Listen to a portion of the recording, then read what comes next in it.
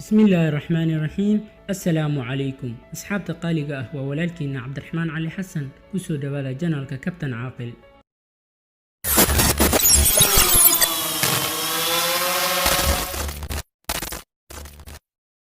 muuqaalkeena maanta waxaynu ku soo qaadan doonaa 10 tareen ee ugu dhaqsiyaha badan caalamka. sanadihii u dambeeyay tareenadu si xooliya ayay u sii kordhayeen marba ka dambaysa caalamku wuxuu ku tartamayay sidii uu ku soo saari lahaa tareenada ugu tayada wanaagsan uguna xawaaraha badan dunida aynu ku noolnahay. haddaba qaaradda Afrika miyay ku jirtaa wadamada leh 10 tareen ee ugu dhaqsiyaha badan caalamka mise weli waxay iskaga jirtaa hurdadii ay hurdeen qarniyo ka hor?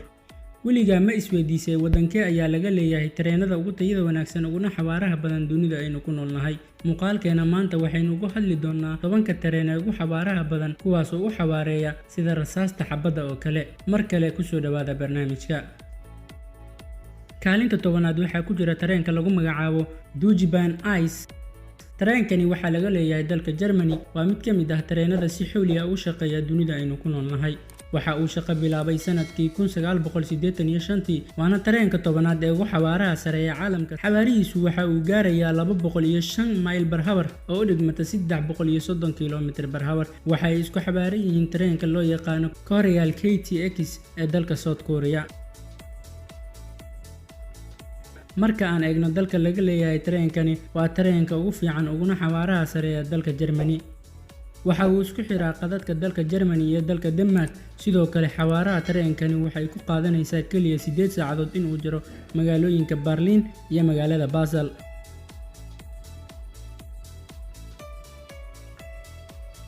ku dhawaad 2 bilyan oo ruux ama rakaab ayuu sanad walba qaadaa tareenkani. waa mid ka mid ah tareenada loo yaqaano bullet trains kuwaas oo rasaasta qoriga oo kale u xawaareeya.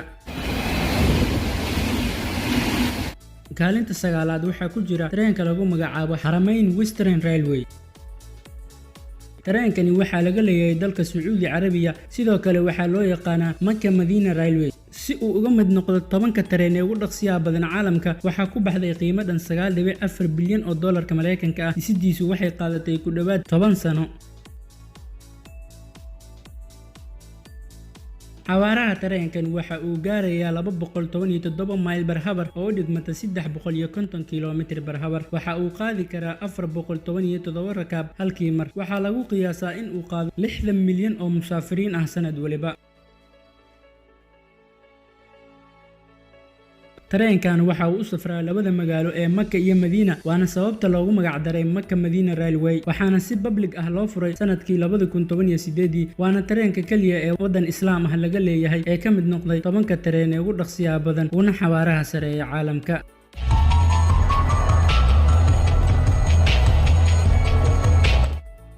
kaalinta 8aad waxaa ku jira tareenka lagu magacaabo Renfe AVE.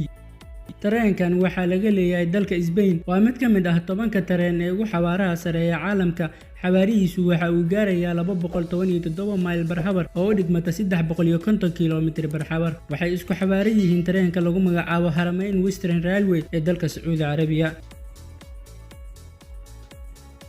waxa uu isku xiraa qadadka dhammaan magaalooyinka dalka Spain. sidoo kale waxa uu isku xiraa qaar ka mid ah qadadka dalka Faransa. tareenkani qiyaas ahaan waxa uu qaadaa 20 milyan oo rakaab sanad waliba. sidoo kale waa tareenka labaad ee ugu xawaaraha sare ee gudaha dalka Spain.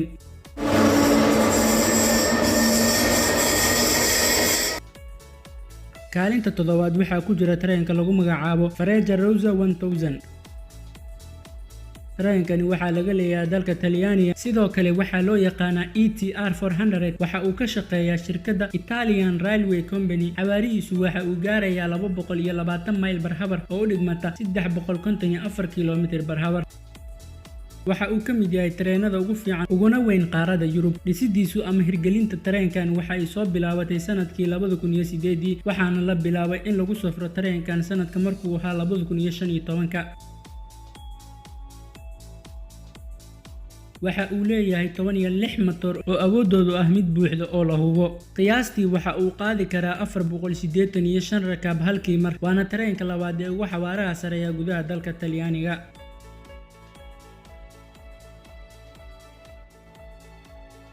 kaalinta 6aad waxaa ku jira EGV Italo. dhirirkiisu waa 187.3 mitir, balaciisu waxa uu gaarayaa 2.8 mitir, joogiisu waa 4.1 mitir. tareenkani waxaa laga leeyahay dalka Talyaaniga, waa mid ka mid ah tareenada ugu xawaaraha badan caalamka. xawaarihiisu waxa uu gaarayaa 223 mayl per hour oo u dhigmata 359 km/h. safarkiisu ugu horeeyay waxa uu bilaabay sanadka markuu ahaa 2012. waxa ay ku qaadanaysaa in ka yar hal saac in uu jaro magaalooyinka Roma iyo Napoli, kaas oo ay fogaan ahaan isu jiraan 140 mayl ama 225 kilomitir. waxa uu qaadi karaa in ka badan 480 rakaab. tareenkani waxaa soo saaray ama sameeyay company Faransiis ah, waxaana ka sii iibsaday company Talyaani ah oo lagu magacaabo Nuova Transport Viaggiatori oo loo soo gaabiyo NTV. sanadka markuu ahaa 2008 waxaana ku baxday hagaajinta ama dhisidda tareenkan qiimo dhan 100 milyan oo euro. waa tareenka koowaad ee ugu xawaaraha badan gudaha dalka Talyaaniga.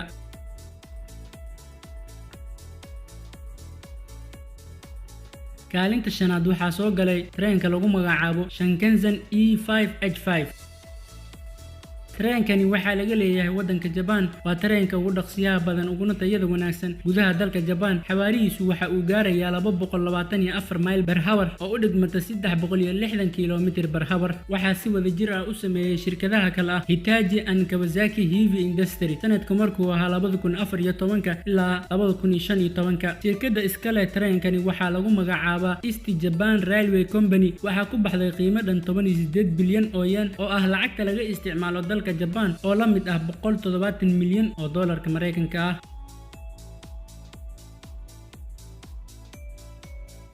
tareenkani waxa uu jari karaa 3 saacadood oo kaliya meel fogaanteedu ay tahay 444 mitir oo u dhigmata 715 kilomitir. waana fogaanta u dhaxaysa magaalooyinka Tokyo iyo Aomori. kaliya ma ahan tareen aad u xabaareeya, sidoo kale waxa uu leeyahay nashqad gaar ah oo ka duwan tareenada kale. kaalinta afraad waxaa soo galay tareenka lagu magacaabo Talgo 350. dhirirkiisu waa 200 mitir. markii hore waxaa lagu magacaabi jiray Ramva AVE Class 102. waxaa laga leeyahay waddanka Spain. waa mid ka mid ah tareenada ugu dhaqsiyaha badan uguna tayada wanaagsan caalamka. xawaarihiisu waxa uu gaarayaa 227 mayl per hour oo u dhigmata 365 km/h. waxa uu isku xiraa qadadka magaalooyinka Madrid iyo magaalada Valladolid. tareenkani waxa uu qaadaa 400 oo rakaab halkii mar. waana tareenka afraad ee ugu xawaaraha badan sanadka hadda aan ku jirno, halka dalkiisa Spain uu ka yahay tareenka ugu xawaaraha sareeya uguna dhaqsiyaha badan. sidoo kale fadhiga qof walba tareenkan ku safra waxa uu xaq u leeyahay qalab maqal ah iyo shaashad uu fiidiyow ka daawan karo, taas oo la macno ah in qof waliba uu ku raaxaysanayo safarkiisa. kaalinta saddexaad waxaa ku jira tareenka lagu magacaabo Harmony CRH 380. isagu waa mid ka mid ah tareenada laga leeyahay waddanka Shiinaha. adeegiisii ugu horeeyay waxa uu ahaa sanadkii 2010. xawaarihiisu waxa uu gaarayaa 235 mayl per hour oo u dhigmata 380 km/h. waa tareenka saddexaad ee ugu xawaaraha sareeya caalamka. waxa uu ka shaqeeyaa magaalooyinka Beijing iyo magaalada Shanghai. kaalinta labaad waxaa ku jira tareenka lagu magacaabo Fuxinhao. tareenkani waxaa laga leeyahay waddanka Shiinaha. waa tareenka labaad ee ugu xawaaraha sareeya dunida aynu ku noolnahay. xawaarihiisu waxa uu gaarayaa 249 mayl per hour oo u dhigmata 400 km/h. markii ugu horeysay waxaa si rasmi ah loo soo bandhigay bishii Juun sanadka markuu ahaa 2017. waxa uu u safraa magaalooyinka Beijing iyo magaalada Shanghai. waxa uu qaadi karaa 1200 oo rakaab halkii mar. haddii ay tahay markaadii kugu horeysay aad tareenkan ku safrayso, waxaad kursigaaga fadhiga aad u bedelan kartaa sariir raaxo ah, waxaadna u hurdi kartaa si farxad leh adigoon wax dhibaato ah la kulmayn. waana tareenka labaad ee ugu xawaaraha sareeya dunida aynu ku noolnahay.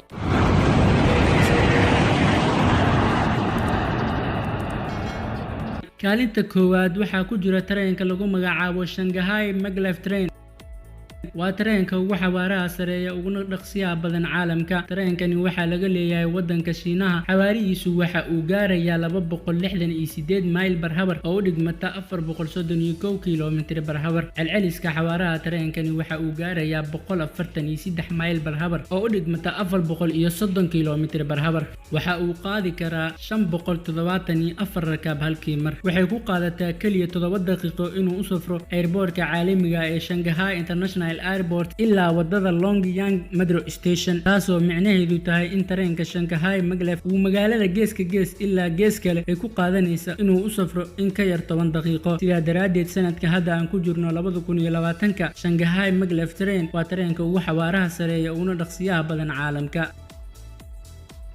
halkaas ayaynu ku soo gabagabeynaynaa muuqaalkeena maanta. Haddii aad ka heshay fiidiyoga oo aad isleedahay wax badan ayaad ka faa'iiday, like saar, shiina share garay si ay ugu faa'iidaystaan asxaabtaada kale. Haddii ay tahay markaadii kugu horeysay aad soo booqato channelkeena, subscribe saar oo gambaleelka furo si uu kuu soo gaaro muuqaalada muhiimka ah ee aan soo gelino channelkeena. Waa inoo muuqaal kale. Wassalaamu calaykum waraxmatullaahi tacaala wabarakaatu.